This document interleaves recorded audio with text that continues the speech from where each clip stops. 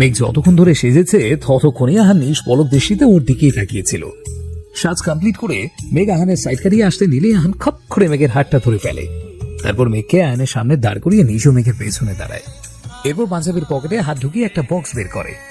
মেঘ ভ্রু কোঁচকে বোঝার চেষ্টা করছে আহান অ্যাকচুয়ালি কি করতে চাইছে। আহান বক্সটা থেকে একটা গোল্ড চেইন বের করে মেঘের গলায় পরিয়ে দিল। মেঘ হাত দিয়ে চেইনটা ধরে দেখতে লাগলো। চেইনটায় একটা লাভ শেপের লকেট আছে, লকেটের মধ্যে এ লেখা। মেঘ তাড়াতাড়ি করে চেইনটা খুলতে খুলতে বলল, আমি এটা পরবো না। আহান মেঘের হাত দুটো শক্ত করে চেপে ধরে বলল, খবরদার মেঘ, একদম এটা খোলার চেষ্টা করবে না।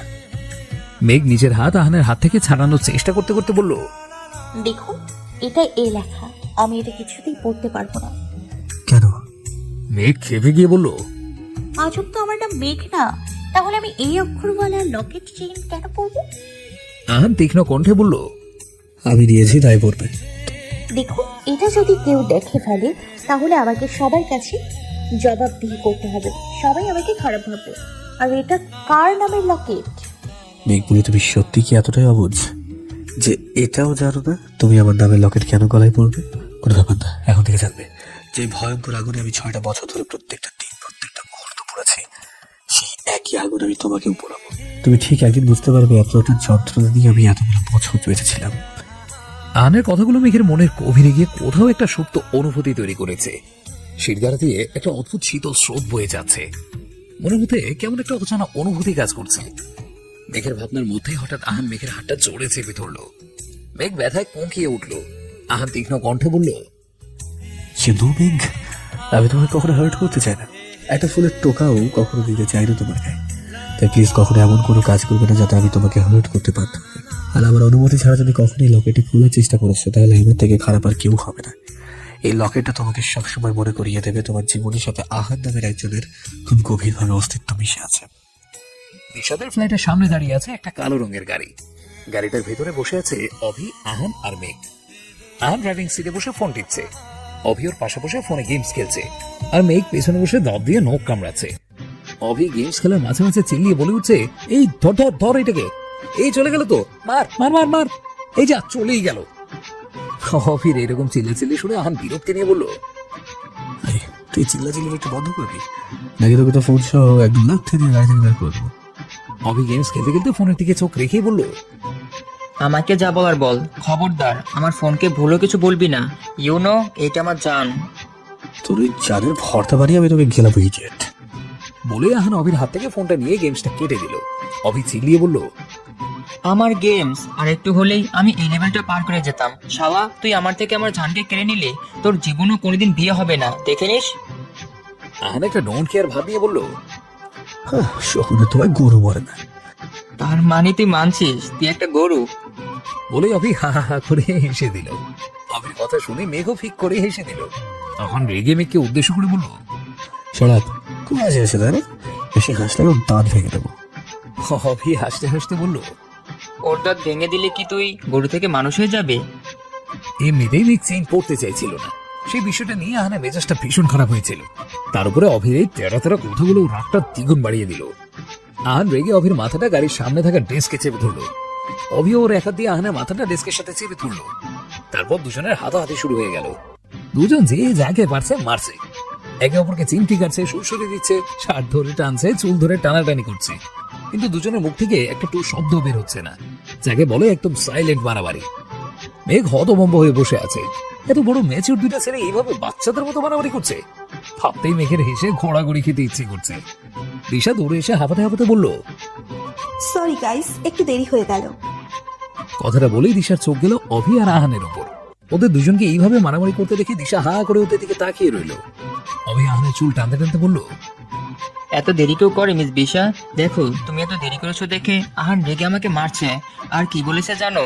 ও নাকি ওয়েট করতে করতে একটা গরু হয়ে গেছে। দিশা রেগে বলল, তাই নাকি? তা তুমি আমার কি করবে শুনি? তোমাকে তো আমি বিশা বলে ডাকবো, দেখি কি করতে পারো।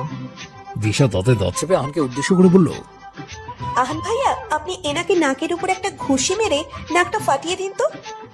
অভি চোখ বড় বড় করে বলল, কি সাংঘাতিক মেরে বাবা, আমাকে মারা সুপারি দিচ্ছে। তোমাকে তো আমি জেলে ভাত খাওয়াবো। দিশা চেঁচিয়ে বলল, আপনাকে আমি ৫ ডোবার পানি খাওয়াবো। অভি আহানকে এক হাত দিয়ে মারছে আর দিশার সাথে ঝগড়া করছে। মেঘা তখন চুপচাপ বসে বসে এদের তামাশা দেখছিল। এবার আর সহ্য করতে না পেরে জোরে একটা চিৎকার দিয়ে বলল, শাট আপ, একদম চুপ করো সবাই। মেঘের চিৎকারে অভি আহান একে অপরকে ছেড়ে দিল। দিশাও ঝগড়া থামিয়ে দিল। মেঘ বলল, আপনারা ডোবার পানি, খালের পানি, ডাস্টবিনের পানি, যে যাকে পারেন খাওয়ান, কিন্তু প্লিজ আমাকে কোথাও একটা পৌঁছে দিয়ে আসুন, না হলে আমি আপনাদের চিৎকার চেঁচামেচি শুনে পাগল হয়ে যাব। মেঘের কথা শুনে আহান গাড়ির মিররে তাকিয়ে নিজের চুল পাঞ্জাবে ঠিক করে গাড়ি স্টার্ট দিল। দিশাও অভিকে একটা ভেঙচি কেটে মেঘের পাশে উঠে বসলো। দিশা গাড়িতে উঠতেই মেঘ দিশার গালে একটু চড় মেরে বলল,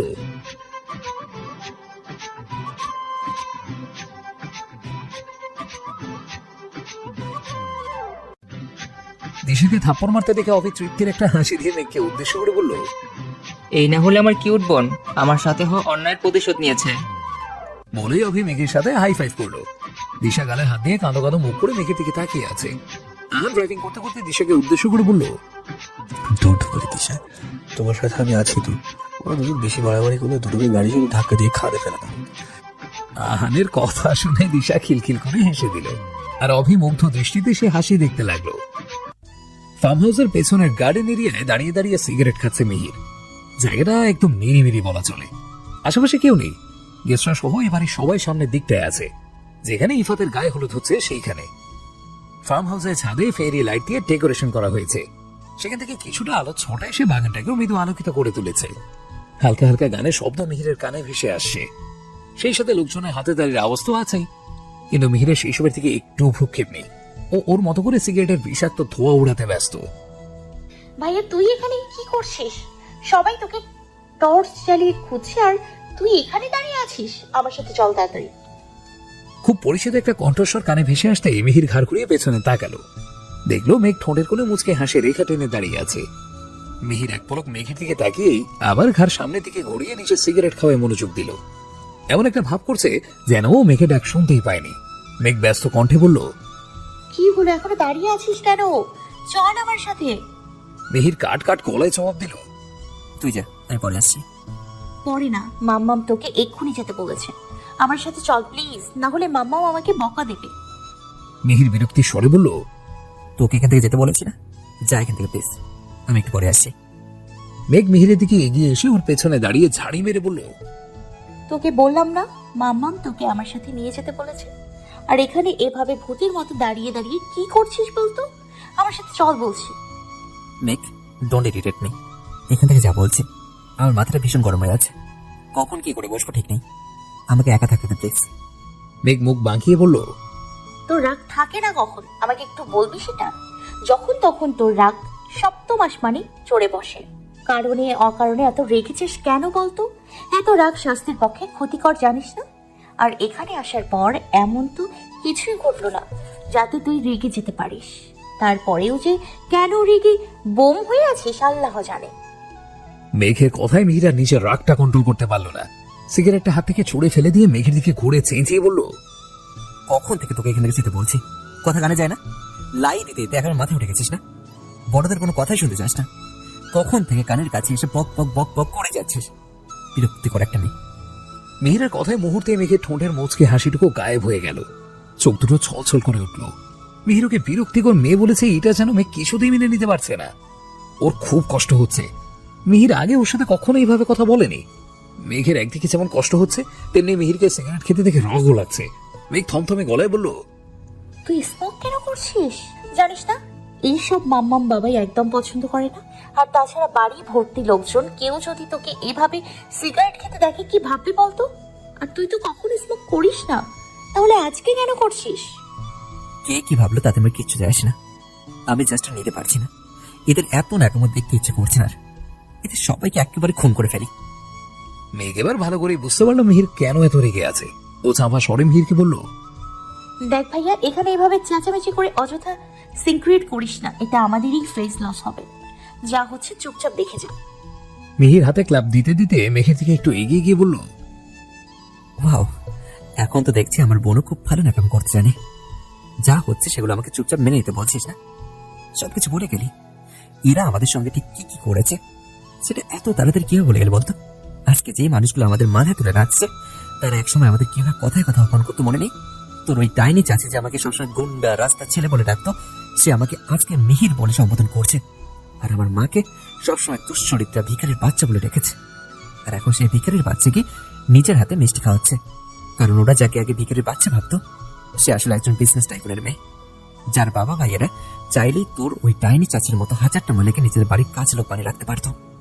এখন মীরা রহমানের আসল পরিচয় জানতে পেরে আমাদের প্রতি ভালোবাসা একদম উতলে উঠছে না। আর তুইও কি সুন্দর সবকিছু ভুলে এদের সাথে হেসে হেসে কথা বলছিস। মেঘ একটা তাচ্ছিল হাসি দিয়ে কান্না ভেজা কণ্ঠে বলল, আমি কিছুই ভুলে যাইনি ভাইয়া, শুধু ভুলে যাওয়ার নাটক করছি। এদের দেয়া প্রত্যেকটা আঘাত আমার এইখানেই গেঁথে আছে। হাজার চেষ্টা করেও সেগুলো ভুলতে পারি না। ভাইয়া, তোর মনে আছে আমি যখন ক্লাস 8-এ পড়তাম তখন আমাদের স্কুলের একটা অনুষ্ঠানে গানের কম্পিটিশন হয়েছিল। সেখানে আমি আর জেরিন গানের প্রতিযোগিতায় নাম দিয়েছিলাম আর পুরো স্কুলের মধ্যে ফার্স্ট হয়েছিলাম। কিন্তু জেরিন কি করেছিল, জেতা পুরস্কারটা ও নেবে বলে জেদ করেছিল, আর আমি ওই প্রাইজটা ওকে দিব না বলে ওটা নিয়ে লুকিয়ে রেখেছিলাম। তাই বড় ফুপি আমাকে 2টা থাপ্পড় মেরেছিল। শুধু তাই নয়, মাম্মাম তো আমাকে লাঠি দিয়েও মেরেছিল। আর ফাইনালি আমার প্রাইজটা সবাই জেরিনকেই দিয়ে দিল। জানিস, সেদিন আমি খুব কেঁদেছিলাম। মনে মনে ঠিক করে দিয়েছিলাম কোনো দিন আর গান গাইবো না। ইনফ্যাক্ট শুধু গান কেন, কোনো অনুষ্ঠানে আর পার্টিসিপেট করবো না। তারপর থেকে নাচ গান খেলাধুলো থেকে আমি 100 হাত দূরে থাকতাম। যে আমি সব সময় সব কিছুতে ফার্স্ট হতাম, সেই আমি একটা বিগ লুজার হয়ে গিয়েছিলাম। মেঘের কথা শুনে মিহিরের হুঁশ আসলো। এতক্ষণ ও মেঘকে কি বলেছে সেগুলো সব মনে পড়ে গেল। কত বড় বোকামি করে ফেলেছে সেটা ভেবে নিজেই নিজেকে মনে মনে 1000টা গালি দিচ্ছে। এই 4টা বছর ধরে শুধু চেষ্টা করেছে মেঘ যেন ওর পুরনো সব স্মৃতিগুলো ভুলে যায়, লাইফে মুভ অন করে। আর আজ কি করলো, বোকার মতো পুরনো স্মৃতিগুলো আমার সব মনে করিয়ে দিল। জানিস ভাইয়া, জেরিন আমার সব পছন্দের জিনিসগুলো নিয়ে নিত। মাঝে মাঝে খুব কষ্ট হতো, আবার মাঝে মাঝে ভাবতাম থাক, ও তো আমার বোন হয়, আমার জিনিস নেবে না তো ঘরটা নেবে। সব ভুলগুলো ওর বাচ্চামো ভেবে ক্ষমা করে দিয়েছি। ওর অন্যায়গুলো বড়দের থেকে লুকিয়েছি। আর ও কি করলো, পুরো বিয়ে বাড়ির মানুষের সামনে আমাকে অপমান করলো, আমাকে ক্যারেক্টারলেস প্রমাণ করলো। যেই ছেলেটাকে আমি কোনোদিন নিজের চোখে দেখিনি, সেই ছেলেটা নাকি আমার বয়ফ্রেন্ড। ওরা নাকি তার সাথে আমাকে হোটেলেও যেতে দেখেছে। আর আমার চাচি কি বলেছিল, আমার নাকি ওনার ছেলের বউ হওয়ার কোনো যোগ্যতাই নেই। আর বাকিরা সবাই শুধু দাঁড়িয়ে দাঁড়িয়ে তামাশা দেখছিল। সেদিন কেউ কিচ্ছু বলেনি, সবাই শুধু নিজেদের স্বার্থ নিয়ে ভেবেছে। আমার কথা কেউ ভাবেনি, কেউ না। কতগুলো বলতে বলতে মেঘ ফুপিয়ে কেঁদে উঠলো, কাঁদতে কাঁদতে বলল, আমার কি দোষ ছিল একটু বলবি? আমি তো সব সময় সবার বাধ্য হয়ে চলেছি, কারোর কথা কখনো অমান্য করিনি, কারোর সাথে কখনো বেয়াদবি করিনি। তাহলে কেন আমার সাথে এমনটা হলো? কেন জেরিন আমাকে এতটা কষ্ট দিল? আমি তো ওকে আমার আপন বোনের মতো ভালোবাসতাম, তাহলে ও কেন আমাকে আপন করে নিতে পারলো না? কেন এইভাবে আমাকে সবার সামনে ছোট করলো? কেন সেদিন বিয়ে বাড়িতে কেউ চিৎকার করে বলতে পারলো না মেঘ খারাপ মেয়ে নয়, মেঘের কারোর সাথে অবৈধ সম্পর্ক নেই? কেন আমি বিনা দোষে শাস্তি পেয়েছিলাম? কেন সবাই আমাকে দুশ্চরিত্র নষ্টা মেয়ে বলেছিল? সেদিন সবাই শুধু নিজেদের স্বার্থের কথা ভেবেছে, আমার কথা কেউ ভাবেনি, কেউ না। আমি কোনো অন্যায় না করেও সবার চোখে খারাপ হয়ে গিয়েছিলাম।